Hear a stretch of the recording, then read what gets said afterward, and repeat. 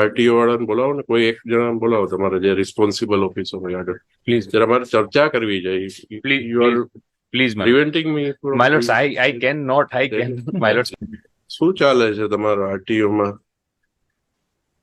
તમારે transfer vehicle કરવા આવે, કેટલા ટાઈમે તમે ટ્રાન્સફર કરો છો વ્હીકલ? ઓનરશિપ ઓનલાઈન કરે કોઈ એપ્લિકેશન? 6 મહિના સુધી તમે ટ્રાન્સફર નથી કરતા? તમને ખબર છે મોટર વ્હીકલ એક્ટમાં પ્રોવિઝન શું છે? ઓનર કોણ ગણાય? જેના નામે વ્હીકલ હોય એ ગણાય. આજ કોઈ માણસ વેચી દે પછી શું? તમે 6 મહિના સુધી ટ્રાન્સફર ન કરો ત્યાં સુધીમાં એક્સિડન્ટ થાય તો હુ ઇઝ રિસ્પોન્સિબલ? આરટીઓ. કેમ તમારે એટલે એમાં એજન્ટને રાખે અને તો જ થાય કામ, એવું છે તમારે? કેમ પબ્લિકને તકલીફ કેમ પડે છે? સેમ ડે તમારે ઓનલાઈન હોય છે, ઓનલાઈન અપડેટ કરો છો. 6 મહિના સુધી ટ્રાન્સફર નથી થતા તમારા વ્હીકલ. સપોઝ હસબન્ડ કોઈ ગુજરી જાય અને એના સન એમ કે મારા નામે ટ્રાન્સફર કરી દો વ્હીકલ, તો તમે શું ઇન્સિસ્ટ કરો છો કે વાઇફના નામે થશે, સનના નામે નહીં થાય? ક્યાંથી આ રૂલ કાઢો છો તમે? પબ્લિકને હેરાન કરવાના, હેરાન થાય એટલે એજન્ટને પકડે, એજન્ટ તમને કઈ લાભ કરી આપે પછી જ તમે કરો છો. બધું કહેવાનું જ ઓનલાઈન છે.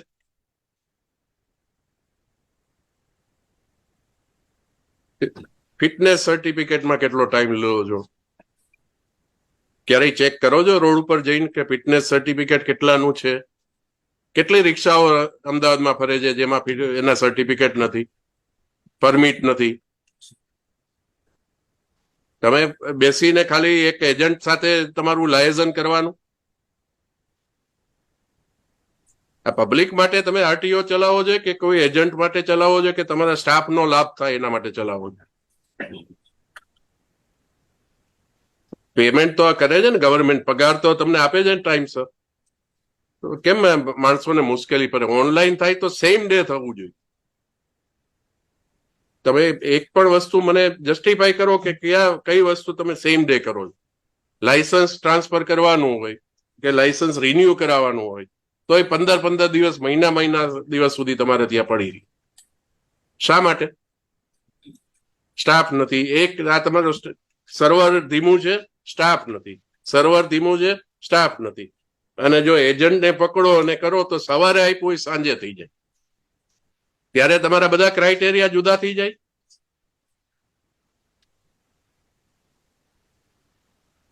તમારે સુધારો કરવાનો હોય તો નહીતર અમારા આમાં ઓર્ડરમાં અમે લખવાના જ છીએ.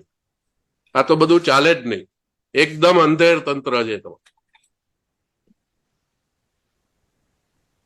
તમને એવું છે કે પબ્લિકને જેટલા હેરાન કરો એટલા પૈસા, જે ડિપાર્ટમેન્ટને સત્તા આપી છે એને હેરાન કરો એટલા પૈસા વધારે આપણને મળે. ગવર્મેન્ટને નહીં, જે કામ કરતા હોય એનો લાભ વ્યક્તિગત તમે જુઓ. Otherwise there is no purpose. તમારી પાસે કામ આવે તો સવારે આવે તો સાંજે કેમ ન થઈ જાય? બીજા દિવસે એક રિઝનેબલ ટાઈમ 24 કલાક, 48 કલાક.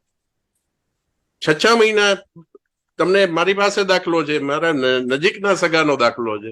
6 મહિના સુધી એમનું એક્સેસ જેવું વ્હીકલ ટ્રાન્સફર નથી કરતા.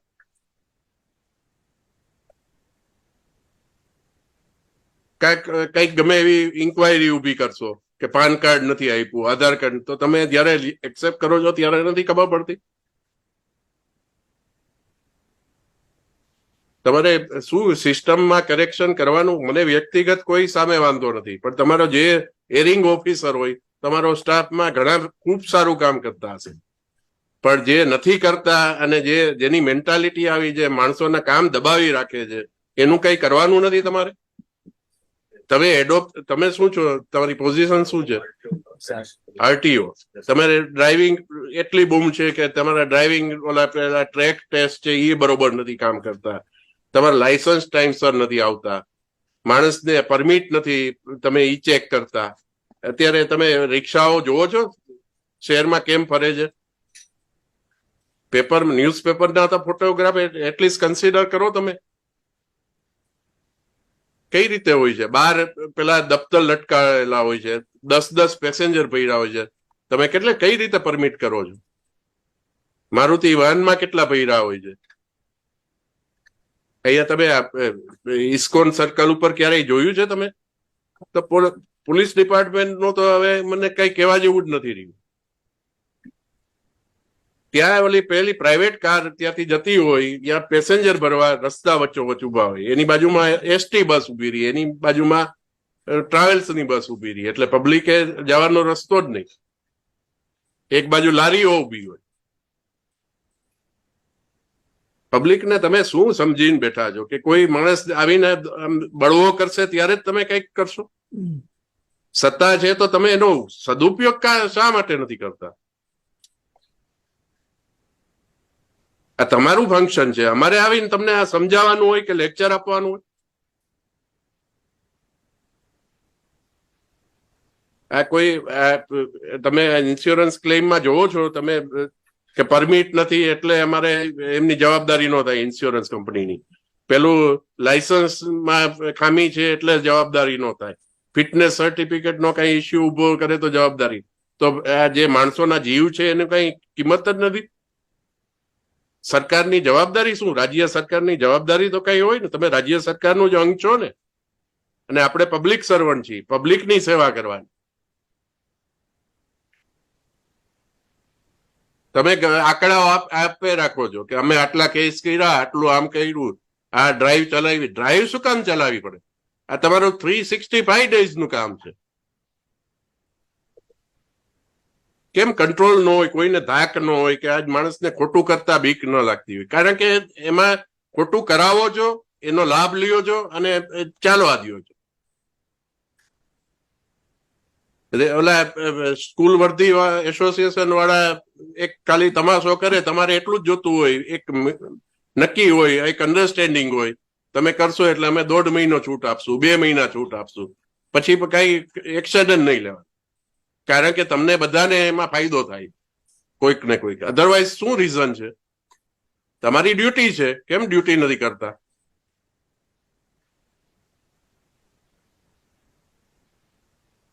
કેટલા માણસો રોજના મરે છે એક્સિડન્ટમાં. જવાબદાર કલ્પેબલ નેગ્લિજન્સ તમારું પણ આવશે. અમે તો એ હદ સુધી લઈ જવા માંગીએ છીએ મેટર કે જે અધિકારી જવાબદાર હશે એનું જે એરિયામાં થશે, અમદાવાદમાં થાય જેટલા એક્સિડન્ટ, તો એમાં આરટીઓ જવાબદાર થાય, તમારા પોલીસ વાળા જવાબદાર થાય, અને રોડ જો રસ્તા ખરાબ હશે તો રોડ વાળા. હવે એ હદ સુધી લઈ જવી પડશે.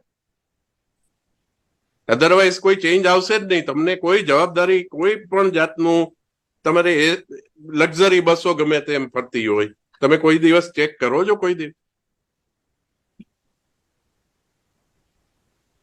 નથી. પોલીસને એટલી ઇન્ટરેસ્ટ જરાય બિલકુલ. કાલા કૂતા, ધોળા કૂતા જે ચાલતું હોય તમારું, આ બધું તંત્ર આપણે ચલાવવાનું છે. તમારી સિસ્ટમ ક્યારેય સુધારવાની નથી. સામાન્ય માણસ કેટલો હેરાન થાય છે. તમે જો ટ્રાફિકના કેટલા પ્રશ્નો થાય છે, કારણ કે આ બેફામ રિક્ષાઓ થઈ ગઈ છે. તમે કોઈ દિવસ એનો કઈ કંટ્રોલ કરવાનું વિચારો? ચાલે લોજિકલી, તમે લેજિટિમેટલી જે પણ તમે પરમિટ આપી હોય ને ચાલતી હોય, અને એ પણ નિયમ અનુસાર, તો બરોબર. બસો છે તો એ તમે નિયમ અનુસાર ચાલે તો તમારે કઈ વાંધો નહીં. તો એને પાર્કિંગ નું કઈક હોય, આ તે જે ઓથોરિટી તમારા જ્યુરિસ્ડિક્શનમાં જેટલું આવતું હોય એટલું તમારે કરવાનું. પોલીસે કઈ કરવાનું? પોલીસને તો કઈ ધ્યાન જ નથી આવતું કે શું થઈ રહ્યું છે. My lords, in our reply, my lords, we have incorporated that what are the actions taken in the recent past. મને એમાં તમારી ડ્રાઈવ છે ને, એ તો આંખમાં ધૂળ નાખવાનો કામ છે. તમને કેવું પડે કે તમે આવું એક્શન લ્યો, અને એ ફિગર ઉભા કરવા માટે તમે ખાલી એક કરો છો.